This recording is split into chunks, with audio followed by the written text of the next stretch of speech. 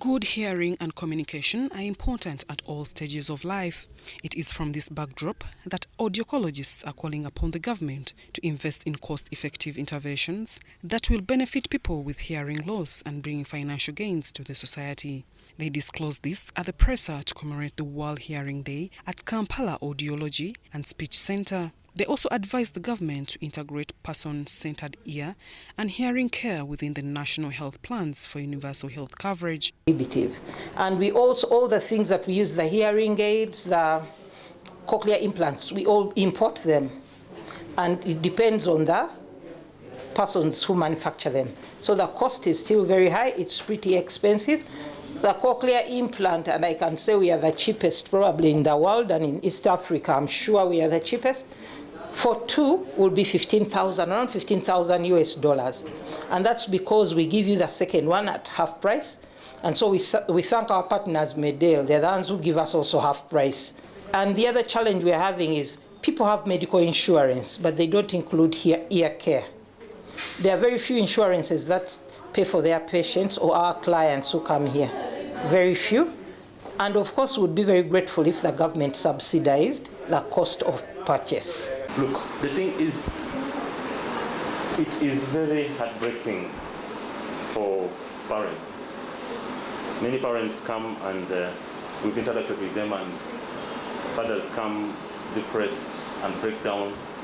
And they're like, Nathan, my child is 3 years, coming to 5 years, but he has never called me daddy like any other child that does.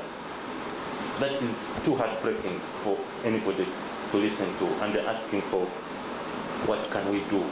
Demand is there and it's overwhelming, and these numbers, to be sincere, they're unacceptable in any society, that we have all these big numbers that need this kind of support, but there doesn't seem to be much simply because of issues with funding. A number of people living with unaddressed hearing loss and ear diseases is unacceptable. Therefore, timely action is needed to prevent and address hearing loss across the life course. Hearing loss can be avoided through preventable actions such as protection against loud sounds, good ear care practices and immunization, and advise people at the risk of hearing loss should check their hearing regularly. At Kampala Audiology and Speech Center, we screen newborn babies. This is because a child who does not hear will not be able to develop speech, but also to form relationships, because hearing is really important.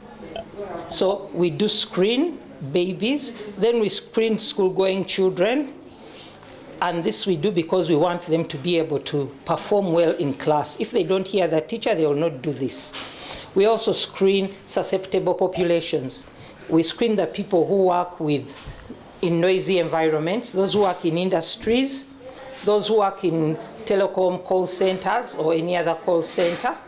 And we also screen those who are susceptible by virtue of leisure. The campaign's objective are to share information and promote actions towards the prevention of hearing loss and improved hearing care. The first event was held in 2007, and before 2016 it was known as International Ear Care. Zahara Abigaba, UBC.